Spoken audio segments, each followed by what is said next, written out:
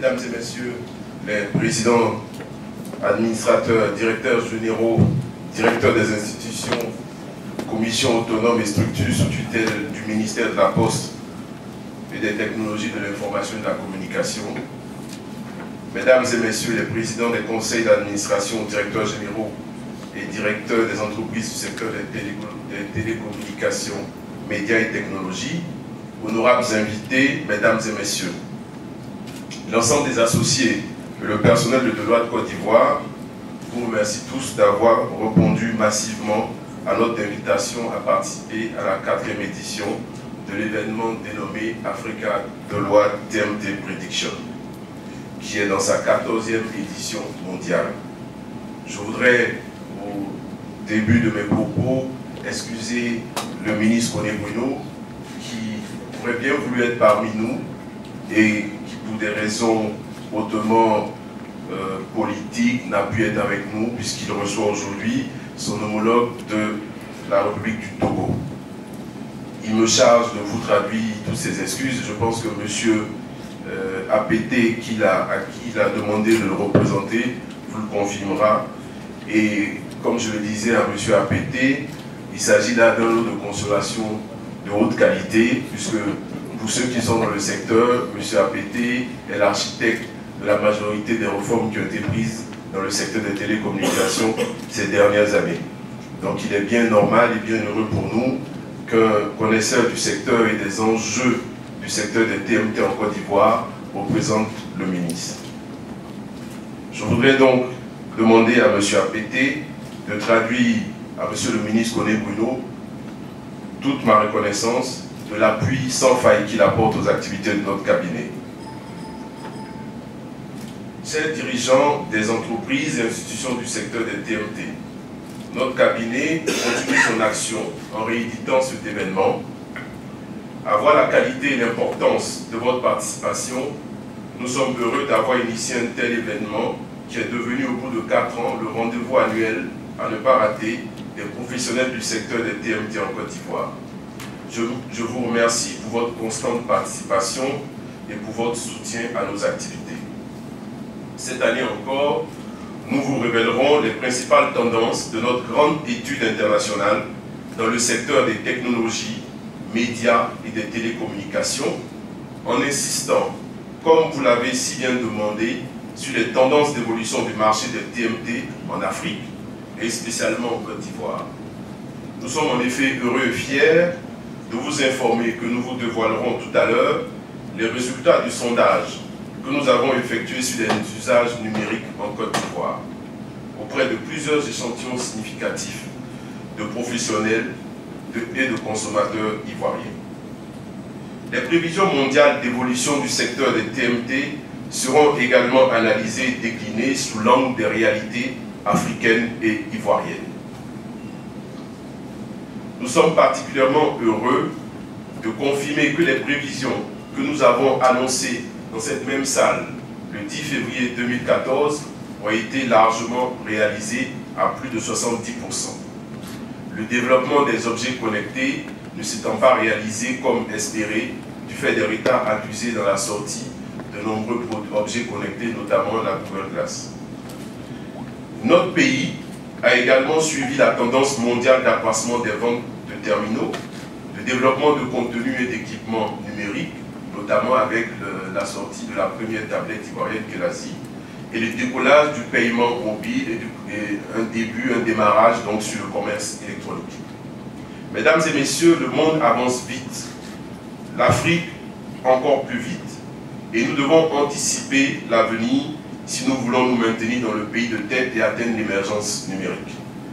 L'évolution des tendances TMT en 2015 nous permet donc d'attirer votre attention sur l'ajustement de vos décisions stratégiques et commerciales, de vos investissements, de vos anticipations techniques et technologiques, ainsi que de vos prévisions d'investissement infrastructurel. Les Deloitte TMT Prediction 2015, qui présentent les principales tendances du secteur au cours de cette année, sont le fruit d'échanges et d'interviews avec des clients, des analystes, des leaders d'industrie et des professionnels de Deloitte à travers le monde. Notre cabinet estime qu'en 2015 sera l'année de l'accélération des ventes de smartphones associée à un fort développement de l'accès au haut débit, d'une part, et à une prolifération de la consommation des technologies et contenus numériques, d'autre part, tels que le commerce électronique, le mobile money ou la numérisation des contenus. En effet, le marché du smartphone va connaître une croissance de plus de 40% en 2015 avec 70 millions de smartphones qui seront vendus en Afrique. Un marché stimulé par une forte croissance des économies africaines et catalysé par l'arrivée des smartphones low cost à moins de 50 $, rendant cet équipement ainsi que le monde du digital de plus en plus accessible aux populations et aux entreprises. Notre étude révèle donc 9 grandes tendances qui marqueront l'année 2015.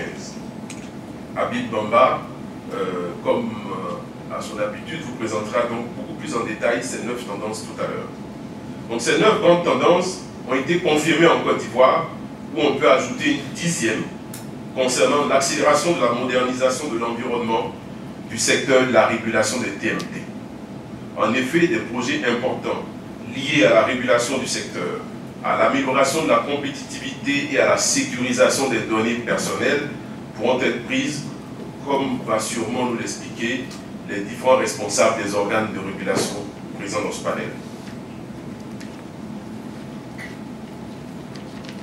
En effet, comme l'année dernière, les principaux acteurs du secteur, tant du secteur privé que du secteur public, seront amenés à échanger avec vous sur leurs avis et commentaires, sur les tendances révélées et les décisions qu'ils envisagent de prendre pour le développement de leurs activités. C'est le lieu pour moi de remercier tous ces directeurs généraux qui ont accepté de participer à ce panel. Et comme je le disais tout à l'heure, il ne s'agit pas de les harceler de questions, mais au contraire de tirer de l'essence des activités qu'ils souhaitent réaliser pour l'exercice, donc pour l'année 2015. Aussi, en tant qu'experts du secteur, on apprécierait qu'ils donnent leur avis sur les révélations qui seront faites donc par Habib au travers de cette grande étude mondiale qu'a réalisée notre cabinet. Vous aurez également droit au moment du cocktail à la démonstration de nouveaux services et produits proposés par des sociétés du secteur juste en sortant de cette salle. Monsieur le représentant du ministre, honorables invités, notre cabinet continuera d'assister le secteur privé et le secteur public, d'une part, en vous permettant d'avoir accès à l'actualité relative à vos différentes activités, et d'autre part, en vous proposant les services de nos équipes de spécialistes multidisciplinaires. Mesdames et messieurs, je voudrais terminer mon propos en remerciant tous nos partenaires, et spécialement Abidjan.net, l'édition de ce jour étant retransmise en direct donc sur ce portail qui est le plus connu de notre pays. Monsieur le directeur de cabinet, merci pour votre disponibilité et votre diligente attention à l'égard de notre cabinet et des activités des professionnels des TIC en Côte d'Ivoire. Plein succès dans toutes vos activités et bonne santé au ministre pour continuer l'œuvre colossale du développement numérique de la Côte d'Ivoire. Je vous remercie. Encore merci à Marc Ouabi pour cette belle introduction qui nous met tout de suite dans le sujet. Donc sans plus attendre, je pense que nous allons lancer les éléments. Donc les TMT Predictions 2015 en fait sont une présentation de nos tendances et à venir sur les 12 à 18 prochains mois dans ces 3 différents secteurs. Donc pour arriver à cette étude mondiale, nous nous appuyons en fait sur une démarche qui tient compte d'une part des travaux de nos spécialistes des secteurs des technologies, médias et télécommunications. Donc au niveau du cabinet de loi, nous avons à peu près 15 000 spécialistes en technologie, médias et télécommunications dans le monde, que ce soit au niveau fiscal, d'audit, de risque, de finances d'entreprise ou de conseil. Nous travaillons également sur la base d'études de consommateurs, de revues documentaires au niveau de la presse en ligne. Nous travaillons également avec les régulateurs de ces différentes industries, les experts sectoriels et des différentes analyses de l'industrie. Donc, dans le cadre de cette étude 2015, nous avons réalisé un focus Afrique, comme nous l'avons fait l'année dernière, en collaboration avec nos équipes d'experts TMT au niveau du continent, mais également un focus Côte d'Ivoire, sur lequel on va s'attarder un peu plus longtemps. Donc, dans ce cadre-là, nous avons réalisé, comme le disait M. Ouabi tout à l'heure, une enquête sur les usages numériques en Côte d'Ivoire. C'est une enquête qui a été réalisé sur la base notamment de sondages, via différentes plateformes d'opinion et différents champs d'utilisation, et avec des travaux via des entretiens avec des experts du secteur, des régulateurs, des opérateurs, et donc les avis des experts de Deloitte dans le secteur des technologies, médias et télécommunications. Pour nous, c'était particulièrement important de pouvoir justement vous proposer ce focus local et ce focus ivoirien. Et cette enquête sur les usages numériques en Côte d'Ivoire, c'est une requête en fait que nous avions eu régulièrement au cours des présentations précédentes. Et donc pour nous, ce serait intéressant justement pour chacune des tendances qui vous seront présentées de justement mettre l'accent sur leur impact, que ce soit au niveau africain qu'au niveau ivoirien. Donc avant de vous présenter les tendances 2015, je pense que c'est important de faire un retour sur les prédictions 2014 qui nous ont été présentées dans la même salle l'année dernière, histoire que chacun d'entre vous puisse déjà un peu avoir son appréciation de leur impact et de leur niveau de réalisation sur l'année précédente. Donc l'année dernière, on vous avait parlé de la progression des ventes d'équipements électroniques. On vous avait par ailleurs annoncé un chiffre de 1 milliard de ventes de smartphones sur l'année 2014. Finalement, on a eu un chiffre de 1,2 milliard de ventes au niveau mondial. On vous avait parlé également de la stratification du marché des tablettes, avec donc le développement de tablettes de plus petite taille, pour illustrer un peu comme des iPad mini. On vous avait parlé également des phablettes, qui se situent entre justement les smartphones et les petites tablettes, donc des smartphones de taille plus importante, comme Galaxy Note, ou on a pu voir qu'iPhone s'y est mis également avec le 6 Plus. On a parlé également des SMS versus la messagerie instantanée, avec le développement des applications type WhatsApp et Viber. Je pense que tout le monde était témoin du rachat de WhatsApp pour plus de 2 milliards de dollars, donc pour une somme record. On a parlé également de la mobilité tout-terrain grâce à des appareils ultra-robustes. Je vous ai parlé tout à l'heure justement du développement des smartphones low-cost 100% africains. On a annoncé l'avènement des accessoires connectés, spécifiquement au niveau des appareils de type montre connectée, bracelet fitness, lunettes intelligentes. Et là, c'est vrai qu'on s'est peut-être un peu avancé sur le sujet. Et je pense que c'est une tendance qui est toujours annoncée, mais justement on n'a pas eu les chiffres attendus sur l'année 2014. On a parlé également de précision dans tout ce qui est audimat et d'explosion de la vidéo on demand en Afrique, d'une année premium pour les droits de retransmission sportive, et enfin d'e-consultation. Donc si on prend un peu toutes ces différentes tendances qu'on vous a présentées l'année dernière, on arrive à un taux de réalisation de 75%. À titre de comparaison, il y a 5-6 ans, on était sur des taux de réalisation d'à peu près 60%. Et donc on a une démarche qui s'affine d'année en année et qui continue de s'améliorer. Donc qu'est-ce qu'on a au menu pour cette étude 2015? Et donc tout d'abord au niveau technologique, on va vous parler des objets connectés qui deviennent très prometteurs. Donc là, au-delà des différents appareils connectés, montres, lunettes, etc., on va véritablement au niveau d'objets, que ce soit d'entreprises connectées, de domiciles connectés, on va vraiment à un niveau beaucoup plus large. On va vous parler également du B2B qui va constituer un des premiers débouchés pour les secteurs de l'IT. On va avoir un focus en fait qui va sortir du consommateur et qui va se retourner maintenant vers l'entreprise.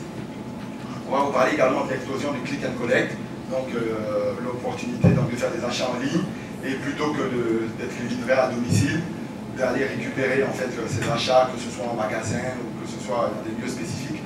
Donc il va vraiment connaître un boom sur cette année 2015. On va vous parler également des batteries de smartphones. Est-ce que 2015 sera l'année où vous pourrez enfin avoir des smartphones que vous n'aurez pas à recharger en moins d'1 ou 2 semaines? On va garder le suspense, vous allez voir ça tout à l'heure. On va parler également au niveau média de vidéos en ligne. Donc est-ce que c'est l'année où les vidéos en ligne, notamment les vidéos de courte durée, vont remplacer les vidéos de plus longue durée, les chaînes TV? On va parler également de la génération Y, donc la génération des 18-34 ans, réputée peu dépensière, qui veut un peu télécharger tout gratuitement, mais comment justement on pourrait capter cette manne-là.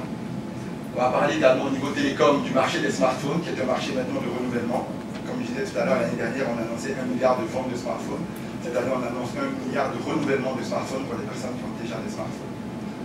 On va parler également de l'accès au débit, donc qui continue à se développer, mais comme on peut le constater dans nos pays de manière particulièrement inégale. Et on va parler également des paiements mobiles, notamment des paiements mobiles en magasin qui vont enfin décoller. Ça fait longtemps qu'on attend justement de pouvoir, avec la technologie, notamment NFC, effectuer des paiements via mobile en magasin. Mais nous, on annonce que 2015, ça va être une année tournante dans ce cadre-là. Donc sans plus attendre, on va aller dans le vif du sujet, donc avec des objets connectés très prometteurs pour l'année 2015. Donc on annonce qu'on aura 1 milliard d'objets connectés qui seront livrés en 2015, soit une progression de 60% par rapport à 2014. Et donc une base générale qui sera de 2,8 milliards d'objets connectés en général. Donc au-delà des appareils connectés comme que j'ai cité tout à l'heure, donc les bracelets fitness, les montres intelligentes, etc., qui ont encore du mal à décoller, on va avoir que véritablement un développement d'environnements connectés, donc avec des maisons 100% connectées, des entreprises 100% connectées. Et on va voir que justement, 90% des revenus générés sur ces services seront issus du domaine de l'entreprise et non des consommateurs. Donc 60% des objets connectés existants seront achetés, payés et utilisés pour les entreprises. Donc comment cela se manifeste au niveau africain? En 2015, l'Afrique qui a accoutumé au saut technologique, elle va voir justement que le développement de ces objets connectés va se matérialiser spécifiquement dans les domaines de l'infrastructure, de l'énergie et du transport. On a beaucoup parlé récemment de smart grid, de big data, etc. On va voir justement via ces outils, on va pouvoir aller vers des villes intelligentes avec l'opportunité, par exemple, de gérer des pics de dépenses électriques. Donc au jour d'aujourd'hui, grâce à des appareils connectés, à des objets connectés, on va pouvoir justement faire des économies d'énergie et gérer la consommation électrique, puisqu'on aura des capteurs qui vont nous permettre automatiquement d'identifier ces consommations. Donc on va l'avoir au niveau électrique, on va l'avoir également au niveau de l'usage de transport grâce aux objets connectés. Donc cette interaction-là, donc entre les objets connectés, ces outils de big data, pour aller justement vers des villes intelligentes. On a eu un gros boom déjà qui commence en 2014, notamment au niveau de certains pays anglophones, et au niveau du Ghana et du Kenya, on a vu cette progression-là vers les villes intelligentes. On va voir justement qu'en Afrique subsaharienne, de grandes avancées dans ce domaine-là, notamment en Côte d'Ivoire. Et pour revenir un peu au niveau des appareils connectés, dans le cadre de notre enquête sur les usages numériques, on a observé 18% d'intentions d'achat d'appareils connectés. Donc bien sûr, ces intentions d'achat doivent se matérialiser en achat, mais il reste une grosse curiosité et donc un grand intérêt pour ce type d'appareil. Donc comme je vous l'avais expliqué tout à l'heure, on va avoir en fait également un shift, comme on le voit au niveau des objets connectés, qui va partir du domaine consommation grand public et qui va aller vers le domaine de l'entreprise. Donc si on regarde un peu l'histoire du multimédia, depuis les années 50 jusqu'à début des années 2000, on avait en fait les innovations qui étaient drivées par les entreprises. Si on regarde les premiers téléphones ou les premiers ordinateurs, qu'on appelait ordinateurs de bureau, ils sont apparus dans l'entreprise bien avant d'apparaître dans nos foyers ou dans nos ménages. Ils étaient sur des tarifs exorbitants, ils étaient sur des niveaux de coûts importants, et donc on a pris des dizaines d'années parfois pour certaines technologies avant justement d'avoir cette adoption au grand public. Et puis sur la dernière décennie, on a eu complètement un changement de paradigme où c'était finalement le consommateur qui drivait les innovations. Donc on l'a vu pour les smartphones, notamment à écran tactile, on l'a vu pour les tablettes, où justement c'était des appareils qui ont même eu du mal à rentrer en entreprise pour des questions de sécurité, etc. Et où donc c'est véritablement la consommation grand public qui a imposé un peu ces outils-là sur le marché. Et donc finalement on a eu ce shift consommateur. Et bien nous, on annonce que 2015 sera l'année où on va retourner vers un shift entreprise. Donc on annonce que le marché des entreprises sera véritablement celui qui va connaître une vraie révolution sur les nouvelles tendances qu'on va annoncer sur cette année. Si on veut prendre deux tendances en particulier, les imprimantes 3D, qui véritablement vont connaître une grosse croissance sur l'année 2015. On va voir que 90% des ventes d'imprimantes 3D seront d'abord enregistrées au niveau des entreprises. 95% des objets imprimés en termes de volume seront sur le marché entreprise, notamment pour des raisons de coût, pour des raisons même de nécessité. Au jour d'aujourd'hui, on n'a pas encore besoin d'une imprimante 3D dans tous les foyers. Également, une autre tendance, c'est celle liée aux drones, donc des appareils de transport de matériel aéroporté. Mais on annonce également, on annonce 1 million de ventes de drones pour le grand public, donc ce qui est déjà un nombre important quand on pense au coût d'un drone personnel qui peut aller sur du 3 000, 4 000 $, mais la grande majorité du marché va rester un marché entreprise, notamment dans le domaine militaire, dans le domaine de l'agriculture ou dans le domaine de l'alimentaire. Au niveau africain, donc, on annonce un chiffre de 12 milliards pour le marché B2B en Afrique, donc, qui va représenter, donc 80% de ces 12 milliards seront concentrés sur seulement une dizaine de pays.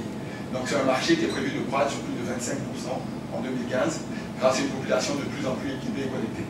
On a également un développement des data centers, comme on a pu le voir ici en Côte d'Ivoire, et donc leur capacité est prévue de tripler en Afrique d'ici 2016.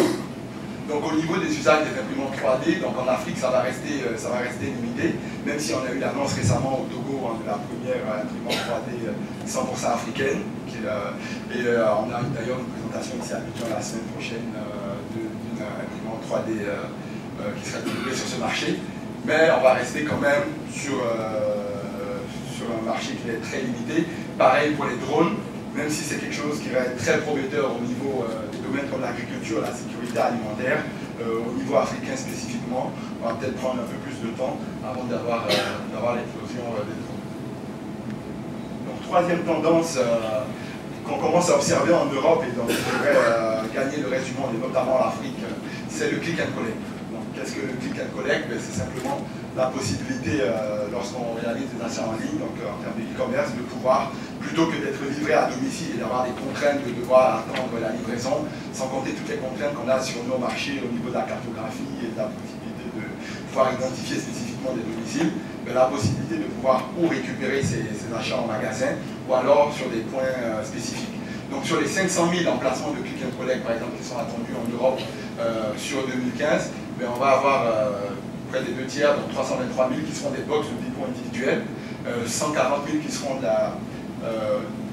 dépôts chez des tiers, c'est-à-dire que pour des entreprises qui sont 100% e-commerce, qui n'ont pas de chaîne de magasins, mais qui pourront faire affaire avec des tiers via des réseaux de partenariat pour qu'on justement on puisse récupérer ces objets dans des lieux spécifiques. Et donc 37 000 seront en boutique pour des entreprises qui ont déjà des réseaux et qui offrent donc via leur site la possibilité de réaliser des achats en ligne.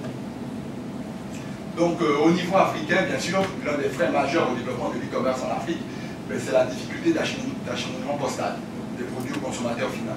Donc la majorité des pays africains n'ont pas d'adresse postale normalisée et par conséquent numérisée, et la livraison des produits demeure peu fiable.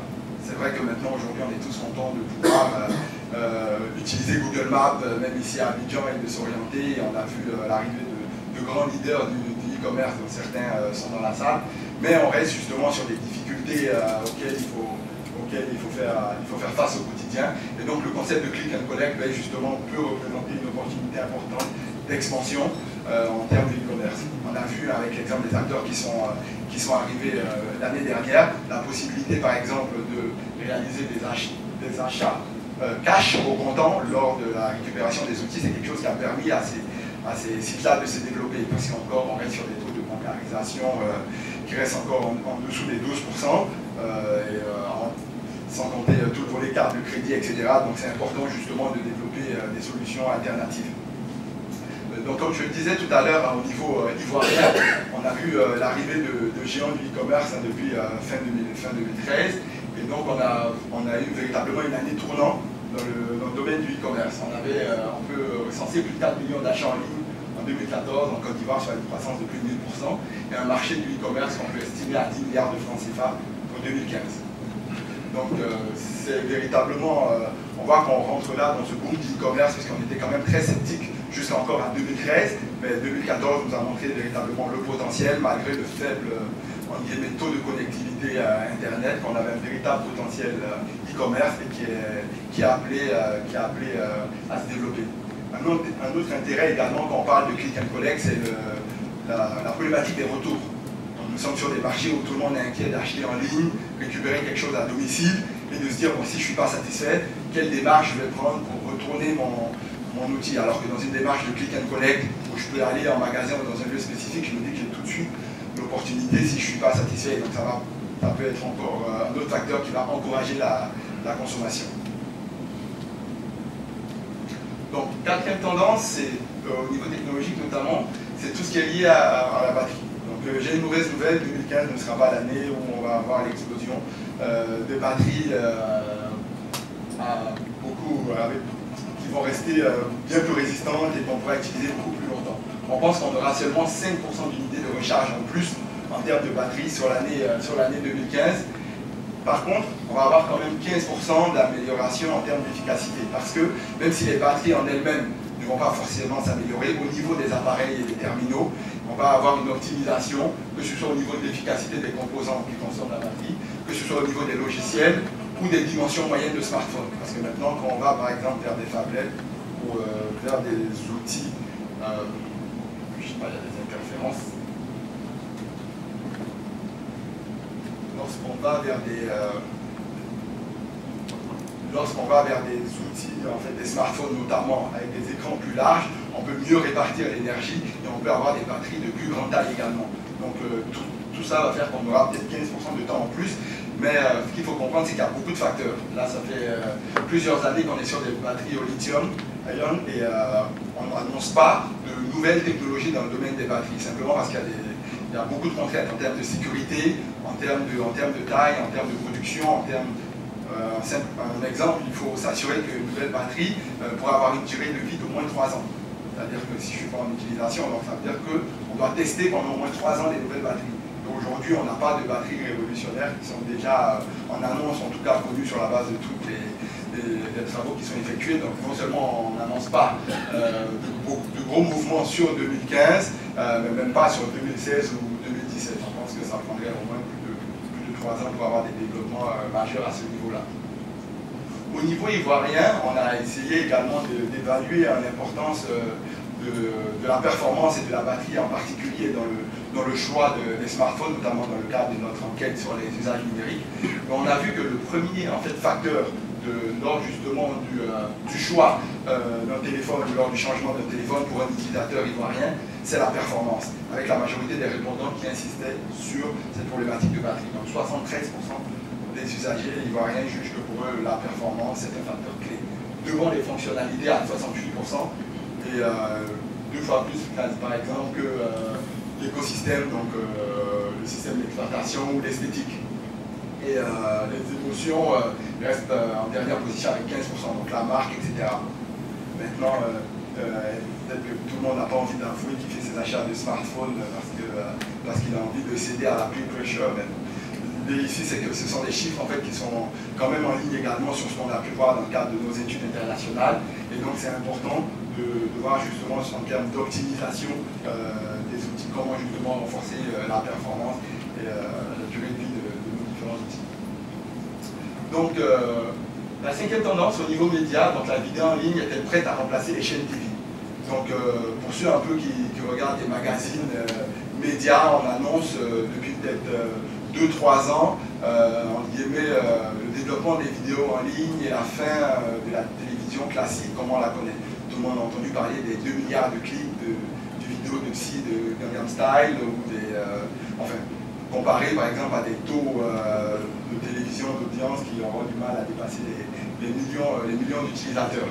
Par contre, quand on regarde un peu la comparaison en termes de temps observé et l'estimation sur 2015, on voit que le temps total qu'on va passer à regarder des vidéos courtes va correspondre à moins de 3% du temps total passé à la vidéo sur les différents écrans, et notamment les vidéos, notamment les films sur les chaînes télévisées.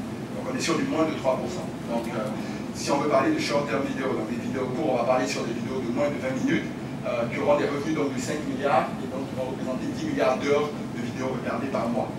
En comparaison, donc sur des vidéos longue durée de plus de 20 minutes, donc on va avoir des revenus annuels de plus de 400 milliards et plus de 360 milliards d'heures de vidéos regardées. Donc c'est pour ça qu'il faut un peu mettre les chiffres en perspective. Quand on parle de nombre de vues Internet, il faut regarder que c'est souvent des vues sur quelques secondes, sur des vidéos de 2-3 minutes, et quand on compare un peu le temps, on a peut-être beaucoup moins de vues, mais quand on compare avec le temps qui est passé à regarder une émission de télé, quand même, tout ça de bout en bout, on voit quand même qu'on n'est pas encore à... il y a 2 ans, on vous annonçait que le PC n'était pas mort, malgré les tablettes, etc. Cette année, on dirait un peu que la télévision n'est pas morte, et que donc on reste sur, justement, pour quelques années, sur des bons niveaux d'audience pour la télévision classique. Donc au niveau africain notamment, on voit que la forte augmentation des utilisateurs de smartphones et de réseaux sociaux en Afrique a favorisé en 2015 la visualisation de plus en plus fréquente des vidéos courtes. Je pense qu'on a tous été un peu témoins ici, hein, dès qu'il y a une vidéo qui traîne sur les réseaux sociaux, Facebook, on a l'impression que toute la ville a vu une vidéo et que tout le monde est informé. Maintenant, il est important de mettre ça également en perspective, avec notamment le nombre de smartphones, puisqu'on était encore sur 15% de pénétration smartphone, avec le taux de pénétration Internet, ou encore on va être également souvent sur du moins de 5%. Donc quand on relativise et on regarde les taux d'audience, et notamment les taux de couverture au niveau de la télévision nationale, on va être sur 90% de couverture. On va également avoir de grands développements au niveau de la télévision sur l'année à venir, que ce soit au niveau de la libéralisation du secteur de l'audiovisuel, au niveau du passage à la télévision numérique terrestre. Donc de gros développements qui vont montrer que finalement la télévision est encore là pour rester.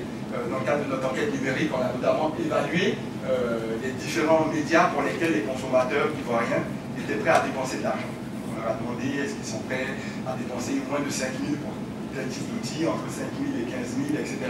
Et bien on voit que la télévision représente le média qui est le plus attractif pour les Ivoiriens. 69% des répondants sont prêts à payer plus de 5 000 francs CFA par mois pour des chaînes payantes. À titre de comparaison, on a seulement 18% qui sont prêts à dépenser plus de 5 000 francs pour la musique, ou 36% pour des films, ou 57% pour des livres. Donc on voit que les Ivoiriens, malgré le niveau de population, sont prêts pour ce média en particulier à dépenser pour avoir un contenu qu'ils jugent adapté. Autre tendance média au niveau de la génération Y. Donc la génération Y, qu'on définirait ici par les 18 à 34 ans.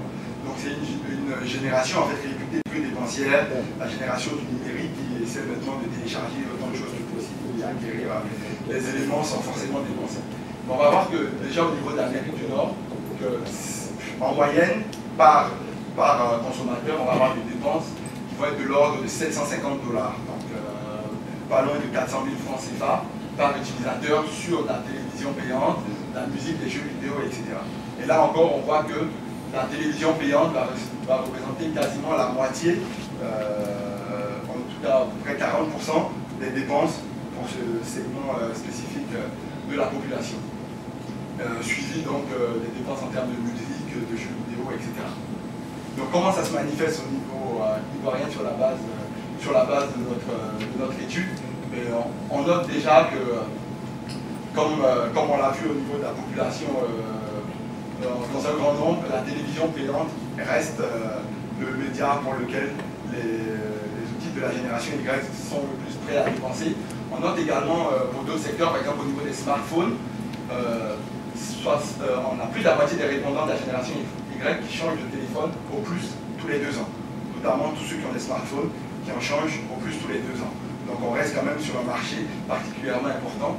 On note également, si on regarde en termes d'intention d'achat des 18-34 ans pour l'année 2015, on en a 76% contre 50% pour le reste de la population qui prévoit donc acquérir un nouveau smartphone sur l'année 2015. Et la moitié d'entre eux souhaiteraient obtenir une nouvelle tablette ou 63% de nouvelles machines, contre moins de 20% pour les autres types d'appareils. On voit que c'est une génération qui reste justement très intéressée à tout ce qui est médias, à tout ce qui est technologie, à tout ce qui est appareil numérique, et donc qui, pour ces éléments spécifiques, est prêt à effectuer des dépenses.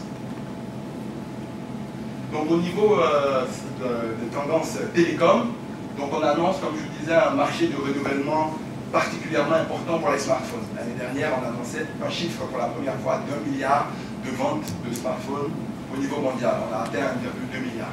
Cette année, on s'attend à une progression de 15% pour atteindre 1,35 milliard de smartphones qui seront vendus, ne serait-ce que sur l'année 2015. Et sur ce chiffre de 1,35 milliard, on a 1 milliard de smartphones qui seront uniquement sur des renouvellements de smartphones, donc pour les utilisateurs qui disposent déjà d'un smartphone. Donc c'est un marché particulièrement important. Et en 2015, par exemple, les ventes de smartphones en termes d'unités et de revenus vont être plus élevées que celles de tous les autres appareils électroniques combinés. C'est-à-dire qu'on aura plus de ventes de smartphones qu'il y aura de ventes de tablettes, d'ordinateurs, de téléviseurs, etc. combinés, que ce soit en termes d'unités et en termes de chiffres. Si on regarde au niveau du marché des smartphones en Afrique, avec un taux de pénétration des smartphones de 15%, la région devrait connaître une très forte croissance d'ici les prochaines années. Donc on a parlé des smartphones low cost notamment qui vont être un facteur clé d'accès aux données mobiles en Afrique, qui sont disponibles maintenant. L'année dernière on a annoncé un chiffre de 100 $, maintenant on a de plus en plus de smartphones à 50 $, soit à 27 000 francs CFA. On a un marché d'Africains des smartphones qui est prévu de croître de plus de 40% en 2015, avec plus de 70 millions de smartphones qui seront vendus. Un nombre de smartphones en Afrique qui devrait doubler d'ici 2017 pour atteindre plus de 350 millions de smartphones connectés. Donc au niveau ivoirien, comment ça se manifeste? Mais selon notre enquête, le smartphone sera l'appareil électronique le plus acheté en Côte d'Ivoire. Donc une personne sur deux souhaiterait donc acheter un nouvel smartphone sur l'année 2015 et donc avec des durées de renouvellement qui durent généralement autour de 2 ans. Voilà, et on va continuer à avoir des développements dans ce cadre-là, puisque bien sûr on a eu, il y a un peu moins de 2 ans, le passage à la 3G, notamment au niveau ivoirien, on commence à y avoir des tests, etc. Donc on attend, on va voir avec les acteurs qui sont présents dans le panel, qu'est-ce qu'il en est par exemple du passage à la 4G, mais de plus en plus on a l'environnement nécessaire donc, pour pouvoir avoir justement ce développement et ces taux de pénétration. On reste encore sur au niveau d'Internet à domicile, on va le voir tout à l'heure sur des chiffres qui restent particulièrement bas, sur des taux de pénétration qui vont être parfois de moins de 1% en termes de connexion fixe, ADSL, etc. Et donc, par contre, on est sur des taux de pénétration Internet de plus de 80%, et donc c'est particulièrement important justement de pouvoir augmenter ce chiffre de 15% de smartphones, puisqu'on a un taux de pénétration de 80% de téléphone. En termes d'appareils connectés, il faut pouvoir justement miser sur l'utilisation de cet outil-là pour véritablement développer la connectivité de nos populations. Donc, dans le même ordre d'idée, on parle justement d'accès au haut débit, qui continue de se développer dans le monde, mais de manière très inégale, puisque en 2015, le nombre total de maisons bénéficiant d'un haut débit augmentera de 2% pour atteindre 715 millions. Par contre, on aura des écarts significatifs de connexion entre les différentes maisons. Donc le débit moyen de connexion devrait accroître de 15 à 25%. C'est-à-dire quand je parle de croissance inégale, si on regarde un peu le décimal supérieur des maisons, donc ceux qui ont les débits les plus élevés, qui peuvent aller au niveau mondial à plus de 100 mégas, mais ils auront tendance à être 10 fois plus élevés que la moyenne de consommation du débit inférieur. Donc avec des débits de connexion qui vont dépendre notamment de la localisation. Donc plus loin on est d'une maison et du point d'échange, plus faible sera la connexion, et qui vont dépendre également de la technologie. Donc est-ce qu'on est sur de la DSL, du FTTP, du câble, etc.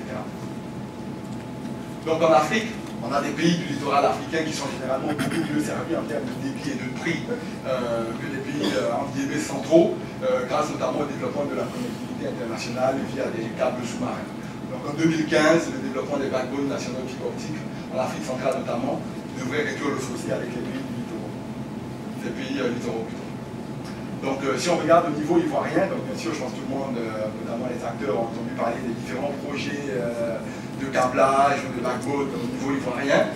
On a à ce jour plus de 1400 km de fibre optique qui sont installés sur 6700 prévus par le gouvernement. Et comme je disais tout à l'heure, en termes d'abonnés Internet, notamment fixe, on est sur des chiffres, notamment ceux proposés par le régulateur, qui restent donc en dessous de 200 000 abonnés enregistrés. Donc on est sur des taux de pénétration en dessous de 1%, particulièrement bas. En termes de débit de connexion, donc on est sur une moyenne mondiale de l'ordre de 10 mégas, alors qu'au niveau ivoirien on est à peu près à 1 méga, et au niveau en upload et au niveau du download, donc on est sur une moyenne de 2,5 mégas, sur une moyenne d'à peu près 22 mégas au niveau mondial. Donc, neuvième tendance, c'est tout ce qui est lié au paiement mobile en magasin. Donc, bien sûr, depuis plusieurs années, donc avec la pénétration des téléphones portables notamment, on a ce développement-là des outils de paiement mobile, mais on attendait encore le décollage, notamment de tout ce qui est paiement via NFC, donc Near Field Communication, donc la possibilité avec les smartphones, notamment des appareils équipés de cette technologie, de pouvoir, sans contact, effectuer des achats via son smartphone. Mais si on regarde par exemple la base de 450 à 500 millions de smartphones qui étaient équipés de cette technologie-là sur 2014, on en a seulement un 0,5% qui ont été utilisés au moins une fois par mois pour acheter des achats en magasin. Mais ce chiffre-là devrait multiplier par 10. Donc on devrait avoir 5% sur la base des 600 à 650 millions de smartphones qui seront équipés de cette technologie en 2015, qui donc utiliseront cet outil au moins une fois par mois pour effectuer des achats en magasin. Pour la première fois, on pourra dire qu'on a les prérequis pour une adoption satisfaisante en masse. Au niveau des institutions financières, au niveau des commerciaux qui vont être enfin équipés justement de terminaux pour pouvoir justement permettre ce type d'achat, au niveau notamment de la vente de technologies et des transports. Au niveau des paiements mobiles en Afrique, puisque même si là encore au niveau des paiements NFC ça continue à se développer, on voit que c'est l'un des domaines où l'Afrique est le précurseur et même le leader au niveau mondial. On a un potentiel de plus de 110 millions de smartphones, et donc il fait que l'Afrique a la première place mondiale pour les transactions par téléphone. En Afrique, le mobile, c'est l'instrument de paiement dominant, avec 52% sur tous les services. Sur les 163 produits qui existent en termes de paiement mobile dans les économies des pays en développement, ben on en a 90 qui sont en Afrique. En Chine 2013, contre 40 en Asie ou 17 en Amérique. Donc plus de la moitié des utilisateurs de mobile, par exemple au Kenya ou en Ouganda, utilisent le mobile pour les paiements. Donc par exemple 25% en Afrique du Sud au Sénégal. Je pense que tout le monde a entendu parler de l'expérience PESA, notamment au Kenya, pour le développement des paiements mobiles, qui fait vraiment office de modèle au niveau mondial. On a maintenant des pays comme la Roumanie, etc., des pays européens qui mettent en place le PESA de suivre justement cette méthode. Et au niveau ivoirien, donc sur la base de notre enquête, en fait, nous avons regardé notamment les possibilités de paiement mobile. On a vu qu'on a véritablement une explosion des possibilités de type de paiement. Donc je pense qu'on a eu un petit buzz en décembre avec la possibilité, par exemple, d'effectuer des achats, de passer sur le troisième point via le mobile, et donc de payer le passage via le mobile. Mais on a vu donc sur la base, depuis notamment 2013, la possibilité d'effectuer des paiements mobiles, des factures d'eau, d'électricité, sur les chaînes notamment privées. On a eu l'annonce récemment de la possibilité de paiement mobile des impôts du cadastre via le site internet des impôts. On a eu des paiements mobiles maintenant sur des sites de e-commerce, notamment pour les inscriptions en ligne également pour les écoles et universités. Et on commence à avoir également plusieurs exemples de paiement en magasin, via des partenariats mobiles. C'est une tendance qui devrait porter ses fruits en termes de chiffres sur l'année 2015. Et donc derrière ces 9 tendances clés que nous on souhaitait vous présenter, sur lesquelles on pourrait échanger dans le cadre du panel, au niveau ivoirien en particulier, on pense qu'il y a également d'autres phénomènes sur lesquels il est important de pouvoir revenir et sur lesquels nous allons nous appuyer, notamment dans le cadre des échanges avec le panel. Au niveau de la technologie, on pense que ça va être une année charnière au niveau du développement de la production d'équipements et d'outils en local. On a beaucoup parlé récemment de sa nécessité d'avoir plus de contenu local, et ça reste d'actualité, ce besoin de développer du contenu. Et je pense qu'on pourra fortement s'appuyer notamment sur la génération Y pour ce développement de contenu. Mais il y a également ce volet équipement, la possibilité des projets en cours pour pouvoir assembler des téléviseurs sur place, des projets pour pouvoir assembler des ordinateurs, etc. Différentes études sont en cours, et ça va être véritablement une année où on pourrait avoir de grandes avancées dans ce domaine-là. Également au niveau de la lutte contre la cybercriminalité, on en parle souvent, mais je pense que cette année, il y a d'ailleurs un événement dès demain sur le sujet ici en Côte d'Ivoire, et je pense que ça va être une année charnière justement dans la lutte contre la cybercriminalité au niveau ivoirien, avec tous les projets initiés en ce sens. Au niveau des médias, on en a parlé rapidement, on a annoncé pour juin le passage à la télévision numérique terrestre. Des personnes mieux adaptées sont présentes ici et pourront nous confirmer si ces délais-là sont toujours d'actualité de juin 2015. On pense également à la libéralisation de l'espace audiovisuel qui est en projet. Je pense que ça va être intéressant de pouvoir échanger sur le sujet. Au niveau des télécoms, il y a cette grosse problématique de licence globale d'opérateurs. Est-ce que véritablement on va avoir des avancées sur ce sujet? Je pense que les personnes de la télé sont là également pour en parler. Et un élément très important, comme l'a dit M. Wabi dans son introduction, c'est tout ce qui est enjeu lié à la régulation. Parce que ça va être une année charnière en termes de régulation, et c'est pour ça qu'on a tenu à avoir plusieurs régulateurs au sein de notre panel. Et donc pour nous c'est important de faire un focus sur justement les grands enjeux de la régulation en Côte d'Ivoire, notamment sur 2015. Donc la régulation du secteur des télécoms notamment, elle permet d'établir un environnement équitable et concurrentiel au bénéfice du consommateur. Et pour cela, le régulateur va disposer de plusieurs leviers, que ce soit les systèmes d'octroi de licence, que ce soit les accès à interconnexion, la portabilité des numéros, la régulation des prix, ou encore en termes de politique globale. Et on voit que de gros chantiers sont en cours et vont véritablement se retrouver au bout du jour sur l'année 2015. Au niveau du système d'octroi des licences, on a cette problématique d'octroi de licences globales. On a eu l'annonce d'une possible réduction du nombre de licences à 4, donc avec derrière possiblement 4 opérateurs. Je pense que ça va être intéressant de pouvoir avoir des échanges sur le sujet. Au niveau de l'accès et de l'interconnexion, on a des actions qui visent à améliorer la qualité du réseau, notamment au niveau des outils et un mécanisme coercitif beaucoup plus fort dans le domaine. Au niveau de la portabilité des numéros, c'est un grand enjeu en Afrique en ce moment. On a donc la question qui se pose au niveau local avec des études de faisabilité et l'évaluation donc en cours de cette opportunité d'aller vers peut-être une mise en œuvre. Au niveau de la régulation des prix, il y a également beaucoup de travaux, notamment sur la nomenclature des coûts, sur les catalogues d'interconnexion. Et donc important on va avoir véritablement une année charnière au niveau d'encadrement des tarifs d'interconnexion. Et donc en termes de politique globale, donc plus en deux plus cadre réglementaire, je pense que sur 2013, on avait eu notamment les différents décrets, les lois sur la cybercriminalité, les différents décrets et lois sur justement le e-commerce, etc. Et véritablement là on rentre dans une période justement de mise en application.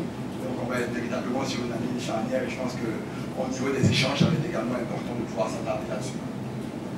Et donc en synthèse, hein, avant de donner la parole aux membres du panel, un élément important sur lequel on a souhaité revenir avec ce petit schéma, on note qu'on a 75% de taux de pénétration Internet dans les pays de l'OCDE ou notamment dans les pays dits développés, alors que nous, au niveau de pénétration Internet, on reste encore souvent en dessous de 5%.